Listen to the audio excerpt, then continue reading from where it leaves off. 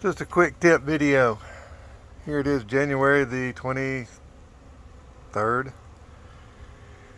Temperatures are in the low 40s. It's probably about 3 o'clock in the afternoon. Here's the idea that I have for feeding or having water out. You need a thin layer of water.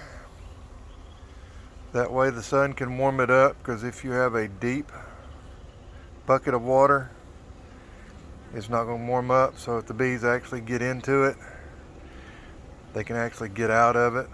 They won't freeze to the bone. I've got a couple of these 5-gallon buckets turned upside down. Rainwater is collected in it, like this one right here. It'll eventually be able to find its way out. Right there to the side, up on the side and out. And a deep thing of water wouldn't be able to do that. That's just a quick tip. Thanks for watching Woolly Bees. Check us out. Check us out on Rumble.